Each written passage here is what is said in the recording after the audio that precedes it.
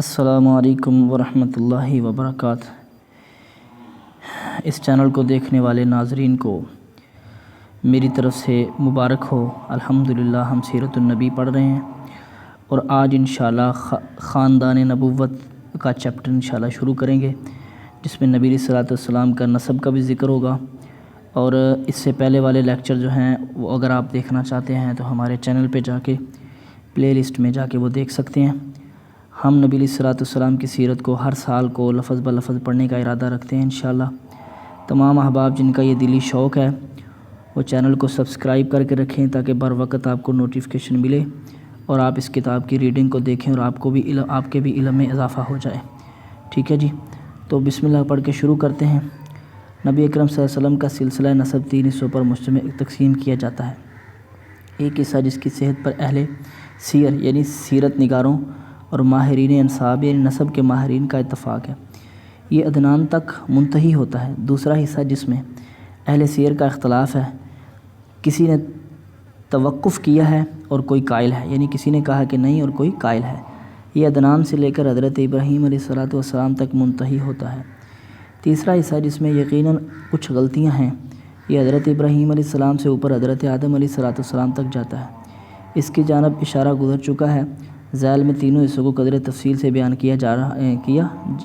پیش کی جا رہی ہیں۔ ٹھیک ہے، یہ سلسلہ نسب جو ہے، تو پہلا حصہ ہے محمد بن عبداللہ صلی اللہ علیہ وسلم۔ محمد بن عبداللہ بن عبد المطلب شیبہ، عبد المطلب کا نام کیا تھا؟ شیبہ بن ہاشم کا نام تھا عمر بن عبد مناف مغیرہ بن قصی بن قصی زید نام تھا، بن کلاب بن مرہ بن لعی بن عامر بن فہر، انہی کا لقب قریش تھا۔ اچھا، یہ فہر جو ہے نا، انہی کا لقب قریش تھا اور انہی کے لقب پر قبیلہ قریش کا نام پڑا ہے۔ ٹھیک ہے، اور انہی کی طرف قبیلہ قریش منسوب ہے۔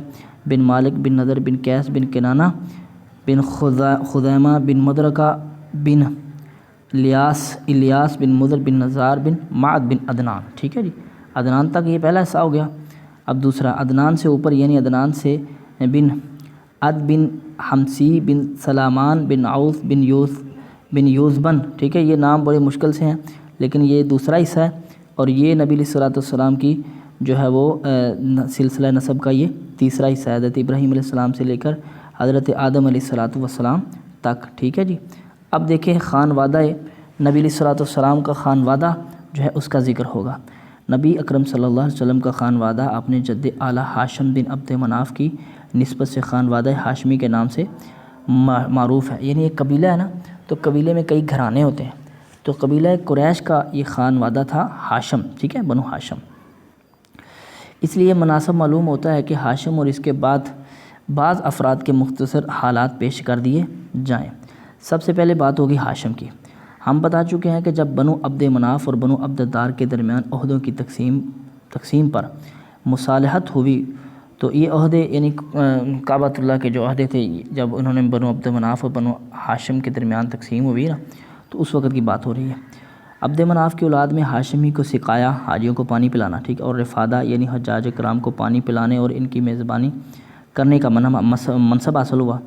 ہاشم بڑے معزز اور مالدار تھے۔ یہ پہلے شخص ہیں جنہوں نے مکے میں حاجیوں کو شوربہ روٹی سان کر کھلانے کا اہتمام کیا۔ ٹھیک ہے، ان کا اصل نام عمر تھا لیکن روٹی توڑ کر شوربے میں ساننے کی وجہ سے ان کو ہاشم کہا جانے لگا، کیونکہ ہاشم کے معنی ہے توڑنے والا۔ ٹھیک ہے جی، پھر یہی ہاشم وہ پہلے آدمی ہیں جنہوں نے قریش کے لیے گرمی اور جھاڑے کے سالانہ تجارتی سفروں کی بنیاد رکھی۔ ان کے بارے میں شاعر نے کہا، ٹھیک ہے، تو ان تجارتی سفروں کا ذکر قرآن مجید میں بھی ہے۔ لإیلاف قریش ایلافہم رحلۃ الشتاء والصیف۔ ٹھیک ہے، شعر کے معنی ترجمہ کیا ہے؟ یہ امر ہی ہیں جنہوں نے قحط کی ماری ہوئی اپنی لاغر قوم کو مکہ میں روٹیاں توڑ کر شوربے میں بگو کر کھلائیں اور جھاڑے اور گرمی کے دونوں سفروں کی بنیاد رکھی۔ ان کا ایک اہم واقعہ یہ ہے کہ وہ تجارت کے لیے ملک شام تشریف لے گئے۔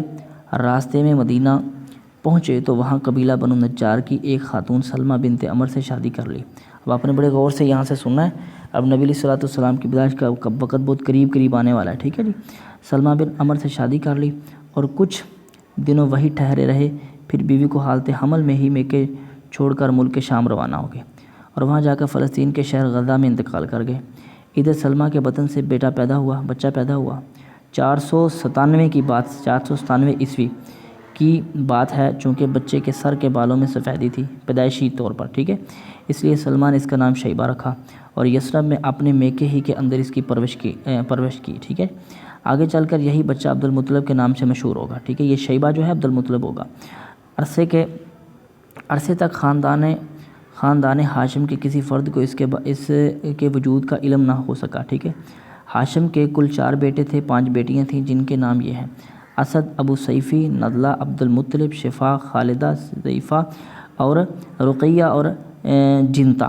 عبد المطلب، سب سے پہلے بات آ گئی عبد المطلب کی۔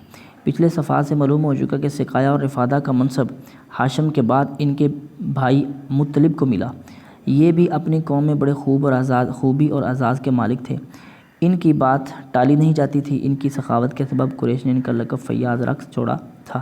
جب قریش یعنی عبد المطلب جب شیبہ یعنی عبد المطلب 10-12 برس کے ہو گئے تو مطلب کو اس کا علم ہوا، ٹھیک ہے۔ مطلب کون ہے؟ ہاشم کا بھائی ہے، ٹھیک ہے جی۔ ہاشم کون تھا؟ جس نے مدینے میں سفر میں رستے میں شادی کی اور پھر غزہ شہر میں جا کے فلسطین کے غزہ شہر میں جا کے فوت ہو گیا۔ مطلب کون تھا؟ مطلب تھا ہاشم کا بھائی، ٹھیک ہے۔ تو مطلب کو کا علم ہوا اور انہیں لینے کے لیے روانہ ہو گئے، یعنی اپنے بھتیجے کو لینے کے لیے روانہ ہو گئے۔ جب یثرب کے قریب پہنچے اور شیبہ پر نظر پڑی تو اشک بار ہو گئے، رونے لگے، انہیں سینے سے لگا لیا اور اپنی سواری پر بٹھا کر مکہ کے لیے روانہ ہونے لگے، مگر شیبہ نے اپنی ماں کی اجازت کے بغیر جانے سے انکار کر دیا۔ اس لیے مطلب نے ان کی ماں سے اجازت کے طالب ہوئے، مگر ماں نے اجازت نہ دی۔ آخر مطلب نے کہا یہ اپنے والد کی حکومت اور اللہ کے حرم کی طرف جا رہا ہے، ٹھیک ہے جی۔ والد کون تھا؟ ہاشم جو ہے وہ سردار تھا۔ اس پر ماں نے اجازت دے دی اور مطلب انہیں اپنے اونٹ پر بٹھا کر مکہ لے آئے۔ مکے والوں نے دیکھا تو کہا کہ یہ عبد المطلب یعنی مطلب کا غلام ہے۔ اس وقت باہر سے کوئی آتا تھا تو غلام خرید کے لاتے تھے، تو لوگوں میں یہ رواج تھا، یہ باہر سے آیا تو غلام خرید کے لایا۔ تو ہاشم نے مطلب نے بڑا کہا کہ نہیں یہ تو میرا بھتیجا ہے، لیکن انہوں نے نہ مانا، انہوں نے کہا یہ مطلب کا غلام ہے، ٹھیک ہے، جس کی بنیاد پر عبد المطلب نام پڑ گیا۔ مطلب نے کہا نہیں یہ میرا بھتیجا ہے، یعنی میرے بھائی ہاشم کا لڑکا ہے۔ پھر شیبہ نے مطلب کے پاس پرورش پائی اور جوان ہوئے۔ اس کے بعد مقام ردمان یمن میں مطلب کی وفات ہو گئی اور اس کے چھوڑے ہوئے مناصب عبد المطلب کو حاصل ہو گئے، ٹھیک ہے، بھتیجے کو مل گئے جو خاندان ہاشم کا اصل وارث تھا، ٹھیک ہے۔ عبد المطلب نے اپنی قوم میں اس قدر شرف و اعزاز حاصل کیا کہ ان کے آباء و اجداد میں بھی کوئی اس مقام کو نہ پہنچ سکا۔ قوم نے انہیں دل سے چاہا اور ان کی بڑی عزت و قدر کی۔ جب مطلب کی وفات ہو گئی تو نوفل نے عبد المطلب کے صحن پر غاصبانہ قبضہ کر لیا۔ مطلب نے قریش کے کچھ لوگوں سے اپنے چچا کے خلاف مدد چاہی، لیکن انہوں نے یہ کہہ کر معذرت کر دی کہ ہم تمہارے اور تمہارے چچا کے درمیان دخیل نہیں ہو سکتے۔ آخر مطلب نے بنو نجار، وہی اپنے جو ہے نانکے، ٹھیک ہے، ننیال بنی نجار میں اپنے ماموں کو کچھ اشعار لکھ کر بھیجے جس میں ان سے مدد کی درخواست کی۔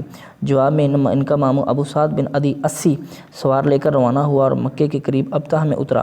عبد المطلب نے وہیں ملاقات کی اور کہا کہ ماموں جان گھر تشریف لے آئیے۔ ابو سعد نے کہا نہیں خدا کی قسم یہاں تک کہ نوفل سے مل لوں، اور اس کے بعد ابو سعد آگے بڑھے اور نوفل کے سر پر آن کھڑا ہوا، ٹھیک ہے۔ نوفل حتیم میں مشائخ قریش کے ہمراہ بیٹھا تھا۔ ابو سعد نے تلوار بے نیام کرتے ہوئے کہا اس گھر کے رب کی قسم اگر تم نے میرے بھانجے کی زمین واپس نہ کی تو یہ تلوار تمہارے اس اندر پیوست کر دوں گا۔ تو نوفل نے کہا اچھا لو میں نے واپس کر دی۔ اس پر ابو سعد نے کہا مشائخ قریش کو گواہ بنانا۔ پھر مطلب کے گھر گیا اور 3 روزہ مقیم رہ کر عمرہ کرنے کے بعد مدینہ واپس چلا گیا۔ اس واقعے کے بعد نوفل نے بنی ہاشم کے خلاف بنی عبد شمس سے باہمی تعاون کا عہد و پیمان کر لیا۔ ادھر بنو خدا نے دیکھا کہ بنو نجار نے عبد المطلب کی اسی طرح مدد کیا تو کہنے لگے کہ عبد المطلب جس طرح تمہاری اولاد ہے ہماری بھی اولاد ہے، لہذا اس پر اس کی مدد کا حق زیادہ ہے، ہم پر زیادہ ہے۔ اس کی وجہ یہ تھی کہ عبد مناف کی ماں قبیلہ خداعی سے تعلق رکھتی تھی۔ چنانچہ بنو خدا نے دار الندوہ میں جا کر بنو عبد شمس و بنو نوفل کے خلاف بنو ہاشم سے تعاون کا عہد و پیمان کر لیا۔ یہی پیمان تھا جو آگے چل کر اسلامی دور میں فتح مکہ کا سبب بنا۔ تفصیل اپنی جگہ پر آ جائے گی، ٹھیک ہے جی، اپنی جگہ پر آ رہی ہے۔ بیت اللہ کے تعلق سے عبد المطلب کے ساتھ 2 اہم واقعات پیش آئے، ایک چائے زمزم کی کھدائی کا واقعہ، چاہ مطلب زمزم کے کنویں کی کھدائی کا واقعہ، اور دوسرا فیل کا واقعہ۔ تو سب سے پہلے کون سا واقعہ ہے؟ چائے زمزم کی کھدائی، یعنی زمزم کے کنویں کی کھدائی کا واقعہ۔ پہلے واقعے کا خلاصہ یہ ہے کہ عبد المطلب نے خواب میں دیکھا کہ انہیں زمزم کا کنواں کھودنے کا حکم دیا جا رہا ہے اور خواب ہی میں انہیں اس کی جگہ بتائی گئی ہے، ٹھیک ہے۔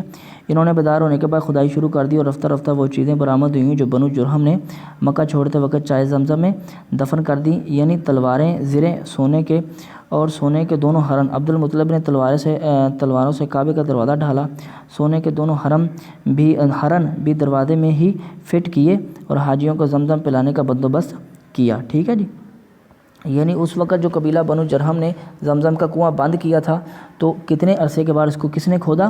حضرت عبد المطلب نے، جو آپ علیہ الصلوۃ والسلام کے دادا ہوں گے، ٹھیک ہے جی، جو دادا ہیں آپ کے۔